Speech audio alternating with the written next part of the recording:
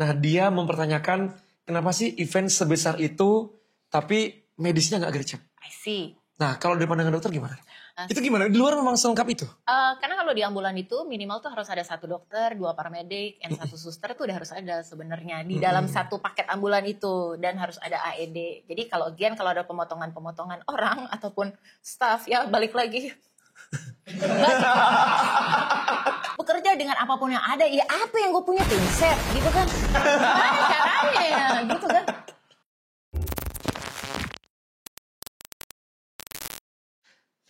Sebenarnya saya nggak mood nih untuk investigasi kali ini. Karena kursinya kosong. Dokter Dika lebih milih untuk keluar kota, meninggalkan investigasi. Dia pikir cuman dia, dokter SPOK. Tenang. SPKO. SPKO. SPOK. SPOK. Subjek pendidikan tapi ketentuan. Tuh kan dokter Dika pergi nih. Jadi saya blunder di sini nih. Daripada saya blunder sendirian, saya mau ngajak teman sparring saya nih. Yang juga dokter selevel dengan dokter Dika. Nih, langsung saya panggil. Ini lebih cantik daripada dokter Dika. Karena dia dokter Maria. Bang, izin bang. Saya menggantikan ya bang. Sebentar ya bang ya. Jangan takut. Dia cuma beraninya di sini doang. Oh gitu ya? Oke.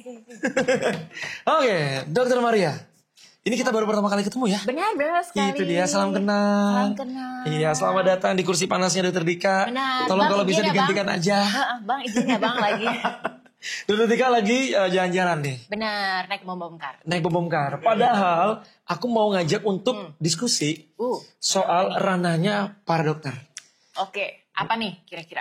Sudah pernah lihat ini nggak? Kira-kira. Sudah. Pasangan ini ya. Jadi ada teman kita, GBK People, sudah terbuka untuk salah satu event yang pernah dia ikutin bulan lalu. Oke. Di bulan Agustus. Yes. Akhir ya? Akhir Agustus. Tolong jangan lebih spesifik. Oh baik. Iya, di Bali. Oh wow.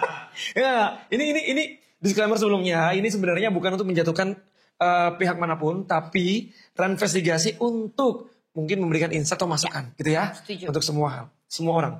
Nah, jadi dia nulis bahwa dia ikut full marathon ketika itu. Terus dia bilang katanya di kilometer tertentu dia itu mengalami cedera. Oke. Tapi yang dia rasakan ketika itu experience yang dia alami, medisnya katanya nggak gercep. I see. Sampai akhirnya orang tuanya lah yang meminta untuk ini anak dibawa ke rumah sakit. I see. Karena kondisinya dia udah bukan hanya kayak kram, bukan. Mungkin lebih parah daripada itu. Karena kalau kita lihat fotonya di sini, ya dia pakai saturasi oksigen ya, bener ya? Ya betul, saturasi oksigen. Pakai bantuan oksigen dan segala macam, pakai tensi. Ini kan berarti nggak main-main. Nah dia mempertanyakan kenapa sih event sebesar itu tapi medisnya nggak gercep. I see. Nah kalau dari pandangan dokter gimana? Nah sebenarnya sih untuk penentuan kayak medis gitu kan ada posisinya dan ada tempatnya nih. Betul. Jadi kan pasti kan kita kerjasama juga dong sama race manajernya gimana yang nentuin rute segala macem. Nah setelah itu medis tuh bisa nentuin karena start finishnya di sini nih. Jadi kita bisa nentuin nih ambulan di sini, terus ini tenda medis di sini segala macam. Dan biasanya sih yang paling bagus tuh memang berbarengan sama si tempat minum nih. Water station. Betul, water station dengan berjarak 100 meter lagi. Tapi kayaknya jarang deh. Maksudnya beberapa race mungkin seperti itu. Tapi kebanyakan race kayak water stationnya di mana, medisnya di mana. Nah, kalau menurut World Athletics nih dari IAAF yang memang siokianya ya, pengennya tuh yang bagus sih jaraknya tuh per 5 km sebenarnya. Oke. Water station dan medisnya tuh ada. Nah, cuma kan balik lagi tergantung. Ya kita tahu ya beberapa race manajemen mungkin kayak lebih memilih untuk ngegedein hadiah gitu daripada budget wise. Iya. Budget wise ya nyebutnya budget ya. Wise. Oh bukan ngirit ya? Oh bukan ya? Budget wise. Nggak, karena gini, ada beberapa race besar yang mungkin mempertimbangkan itu. Ada beberapa yang mungkin agak, kalau saya bilang entengin ya. Karena kalau kita lihat, mungkin bukan cuma temen satu ini gitu. Ada beberapa yang mungkin juga mengalami hal tersebut ketika dia butuh bantuan medis, ternyata masih jauh. Dan dia tuh udah gak mungkin untuk ngejar ke situ gitu. Akhirnya dia memutuskan buat entah DNF atau mungkin nyari bantuan warga. Sure. Nah itu sih sebenarnya karena kan penentuan rute kan memang akan ditentukan oleh si penyelenggara dong rutenya segala macam. Nah kita secara medis tuh penentuannya rute udah ada kita tempatin nih medisnya di sini segala macam.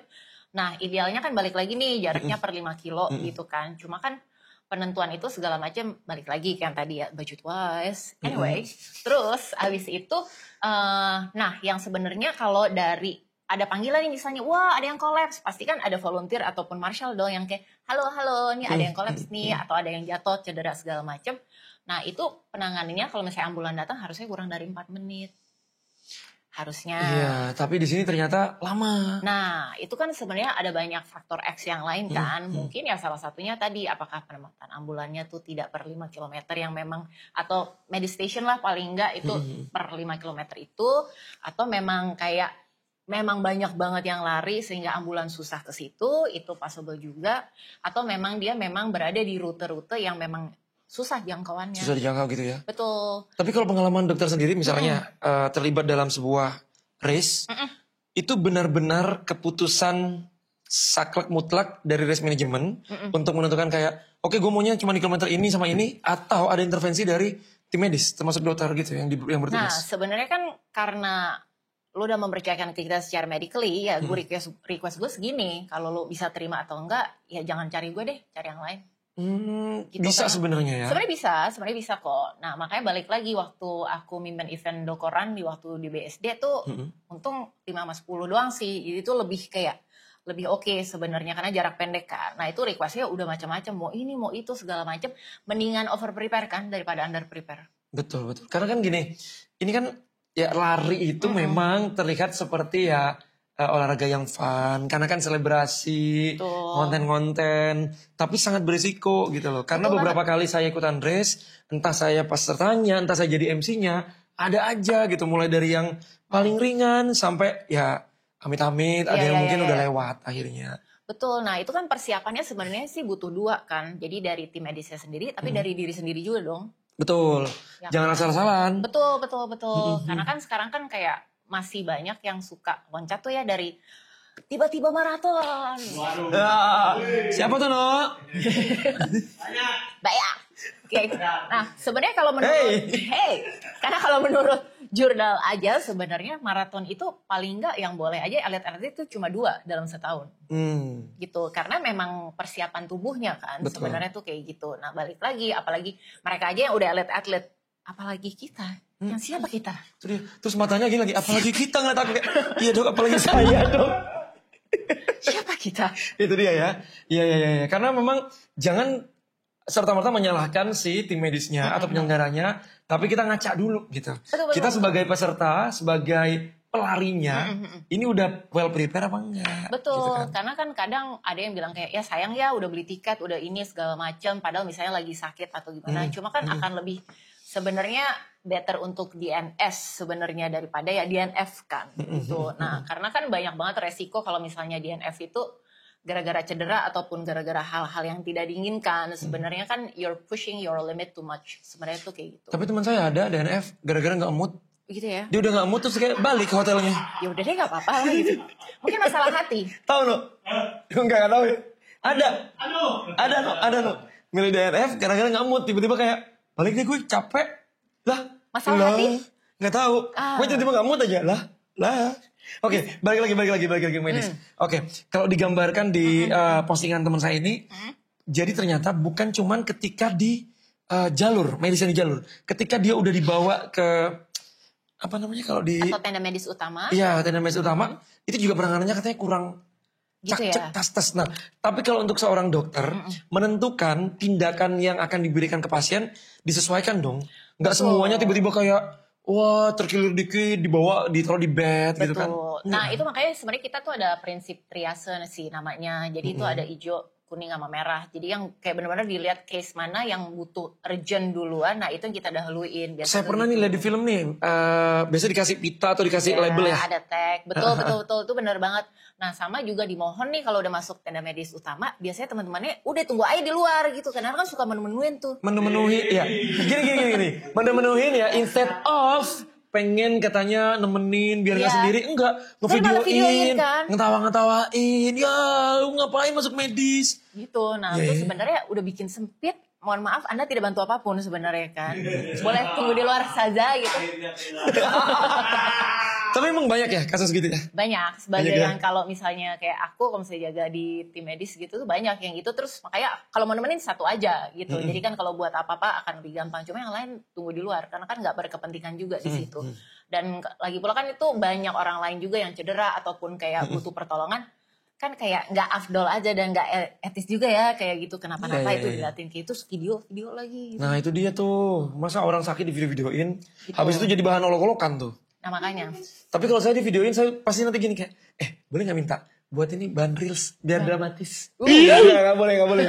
Itu dulu, No, itu dulu. Jangan nangis lagi ntar bisnis nangis. Ya gimana, namanya emosional. Di Berlin nanti gimana ya? Nangis gak ya? nggak apa-apa. Gak apa-apa ya? Nggak apa-apa. Lebih baik nangis gara-gara kamu finish, berhasil, daripada kamu nangis gara-gara cedera. Betul sekali. Nah, Balik lagi kayak tadi. Betul. Nah, sebenarnya tuh ada kayak mana nih yang harus dahuluin kan gitu sebenarnya. Mungkin kalau misalnya kayak kebaret dikit atau luka dikit ya udah mohon maaf tunggu dulu lah, ada yang butuh nih yang oksigen gitu segala Kalau macam. kayak kram, itu berada di level mana? Kalau di labelin warna apa? Aduh, yang paling rendah lah ya. Tapi kan kram juga sebenarnya bisa ditangani di tempat, jadi nggak perlu dibawa tenda medis utama. Kan kalau misalnya di dekat situ ada yang kayak pas medis ya dilakuin on the spot sih nggak apa-apa. Nah sekarang permasalahan berikutnya adalah memang perjalanan si ambulan nih udah misalnya angkut nih pasien gitu misalnya atau runners yang cedera itu ke hospital tuh harus kurang lebih 20-30 menit tuh udah harus sampai. Tapi kan ada beberapa tempat race yang itu kayaknya jangkauannya tuh jauh banget ke rumah sakit. Nah itu dia. Nah itu gimana tuh dok? Nah makanya sebenarnya kerjasamanya adalah pemilihan rute juga harus berpengaruh banget nih. Ada rumah sakit A, B, C tuh penempatannya tuh, oh gue harus rujuk kemana ya? Yang kalau dari sini tuh rutenya gue harus kemana? Nah itu tuh tugasnya si medis commander tuh harus tahu gue harus kirim kemana yang paling dekat rutenya. Gitu. Nah makanya sebenarnya idealnya tuh tenda medis utama nggak hanya cuma di finish, tapi ada juga di tempat-tempat yang susah dijangkau nih atau yang susah dilewatin yang memang resikonya cederanya banyak tuh di situ. Biasanya tuh yang kayak misalnya tanjakan atau post after yang turunan, itu ada kayak tenda medis yang cukup lumayan gede sih. Gitu. Tapi kalau dokter sendiri ada nggak pengalaman seperti itu? Karena saya beberapa kali ikut nih, mulai dari rute yang dalam kota, rute yang lewat-lewat sawah, rute yang naik gunung, turun gunung. Kayaknya itu nggak pernah ada. Emang ada ya? Tenda utama, tenda medis Tapi yang di lengkap, tengah-tengah. tapi di race di jalur gitu nggak pernah ada kan? Balik Aku lagi sih nggak budget pernah ya. price. Aku sih nggak pernah ya. Balik lagi budget price. Saya sih nggak pernah lihat. Tapi dokter pernah ada seperti itu yang Kalau dokter tanganin. aku kan pernah jaga di Wanaka Triathlon kan, di situ ada sih. Ada ya. Karena kan budgetnya Nggak wise tapi well. Atau mungkin karena itu triathlon. Karena lebih berisiko.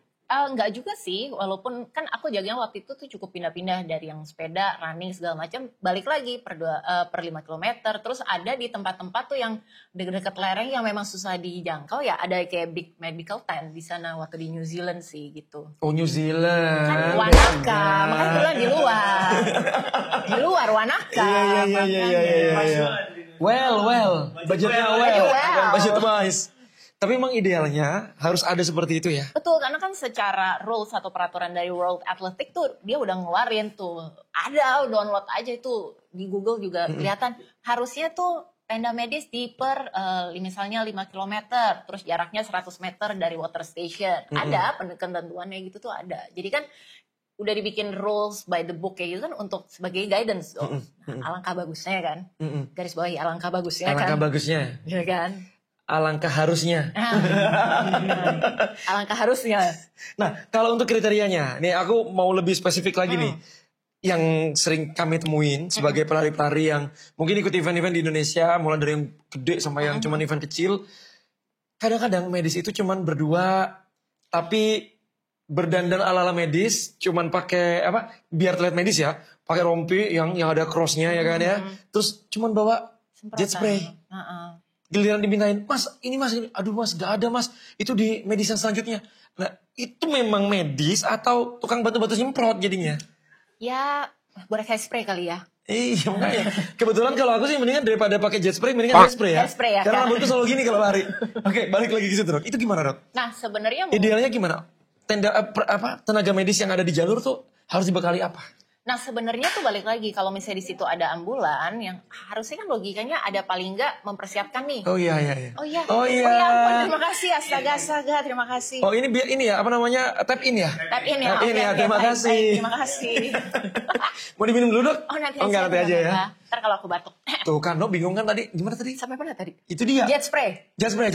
Nah, alangkah baiknya dibekalin apa teman-teman di medis di jalur itu? Nah sebenarnya kalau misalnya itu ada yang namanya kan medical bag tuh. Nah kalau medical bag itu kan semua tuh udah ada di situ, mau mulai dari betadine kayak perban, gunting, udah semua lengkap di situ. Jadi kalau kebutuhannya kayak selain sprayan itu ya, yang lain gitu tuh bisa terpenuhi di situ. Nah cuma permasalahannya adalah kadang-kadang mungkin ada yang kolaps di sini. Nah kan kalau pakai medical bag kan nggak bisa tuh. Nah jadi kita pasti harus telepon ke ambulan yang terdekat kan. Jadi medis command center bilang ambulan A ayo jalan ke kilometer segini, ngeng. Nah makanya alangkah bagusnya dan sebaiknya gitu, balik lagi bagusnya dan harusnya di tiap ambulan tuh ada yang namanya AED sebenarnya. Kejut jantung itu ya? Iya betul, ada untuk CPR gitu kan. Karena kan kita nggak pernah tahu tuh kadang-kadang orang, mana lagi kalau event lari ini juga nggak ada lagi tuh kayak kadang-kadang screening di depannya. Sekarang sih udah mulai banyak ya, which is good gitu. Tapi kalau misalnya screening ini ketika kita daftar, apakah dalam kondisi ini ya? Iya, sebenarnya tapi kan rata-rata orang nggak jujur. Nah itu kan ya makanya balik lagi kan sebenarnya kalau misalnya, tapi kan kalau dengan adanya begitu penyelenggara juga nggak bisa disalahin dong. Iya karena sudah ada, gue udah sesuai dengan prosedur kok. Gitu betul. Ya. Nah makanya balik lagi kan prosedur itu kan kayak ada suatu rekomendasi kan, alangkah bagusnya kalau diikuti. Balik lagi budget wise ya, jangan budget well. Karena budget well itu tuh nggak tahu sampai detik ini aku cuma bisa lihat, nggak tahu sih di luar ya, karena kan memang suportif banget sih. Karena waktu aku study di New Zealand ikut triathlon Wanaka itu, terus yang kayak ikut rugby itu segala macam tuh mereka memang untuk medis tuh jor-joran banget gitu. Karena kan yang jagain nyawa orang kita ya. Betul. Cuman gimana itu? Nah itu dia tuh. Karena gini, kadang-kadang saya lihat gini, tenaga medis tuh yang di film-film tuh beneran gak sih di luar negeri tuh kayak tiba-tiba buka, wah ada banyak ambulansnya semua ada, ibaratnya mau operasi juga mungkin ya bisa dilakukan di ambulans. Tapi kok ambulans Indonesia cuma ada bed, kayak sepi ya. Ini sudah siap untuk mengantarkan jenazah apa menyelamatkan nyawa kali gitu ya, kan. hanya enggak, karena gini, sekali saya masuk ambulans, tapi bukan gara-gara lari ya. Itu bener-bener kayak dalam gini, di film-film ya. Kok cuman kayak saya, bed dan satu suster. Oh baik. Yang kayak cuman mungkin kalau saya menggap mati di situ, susternya cuma kayak Bapak istighfar. Bapak ya kita bimbing untuk syahadat. Nafas ya ampun, tarik nafas. Itu gimana? Di luar memang selengkap itu? Karena kalau di ambulan itu minimal tuh harus ada 1 dokter, 2 paramedik, dan 1 suster tuh udah harus ada sebenarnya di dalam satu paket ambulan itu, dan harus ada AED. Jadi kalau ada pemotongan orang ataupun staff ya balik lagi. Kayaknya dokter selama bertugas di Indonesia banyak istighfarnya deh. Kayak banyak kayak makanya jujur ya, aku sih salut nih sama kayak Bang Dika gitu ya yang mau jadi dokter event. Aku personally udah cukup kayak 2-3 kali. Udah gak mau lagi? Enggak mau. Kapan terakhir? Yang Indonesia? Yang Dokoran itu kemarin udah. Cukup, sama untung yang Pokari cuma ikut ngebantuin. Oke. Nah, karena apa ya, karena udah pernah ngalamin sama yang di luar negeri nih ya, dibandingin, mohon maaf saya di New Zealand waktu itu boleh jauh ya? Standarnya jauh ya? Iya, karena dari lahan nafasnya udah jauh banget kayaknya tuh. Karena balik lagi kita berurusan sama nyawa orang, ya kan? Dan which is kan nggak bisa main-main kayak gitu. Dan kita kan kalau sebagai tenaga medis kayak lu harus bekerja dengan apapun yang ada. Ya apa yang gue punya pinset gitu kan? Gimana caranya ya gitu kan? Kan gue pengen maksimal mungkin ya. Kan gue bukan siapa ya, gue bukan Tuhan yang kayak ayo Pak bangun Pak. Tapi kan gue butuh alat-alat dan support kan. Nah that's the thing, kadang-kadang mau dengan skill sejago apapun kayak gitu gimana caranya kalau nggak ada. Nah gini nih, sebelum kita tutup nih dok, aku mau tahu kira-kira idealnya kalau misalnya let's say ada race yang mungkin mau mengajak Dokter Maria ya menjadi dokter mediknya di situ ya, komandernya di situ, kira-kira dokter akan punya standarisasi seperti apa? Misalnya mulai dari penanganan resiko terburuk, misalnya apa, henti jantung atau apa, dan listnya. Kalau aku sih nggak akan jauh-jauh gitu. dari yang memang udah ada di World Athletics sih, dari IAAF itu sih. Jadi bener-bener yang kayak udah ada kok guidance-nya, udah ada kok listnya. kenapa tidak kita berpacu dari situ sih? Karena kan itu memang udah diakui seluruh dunia. Yang New Zealand pakai juga nggak akan mungkin jauh-jauh dari situ.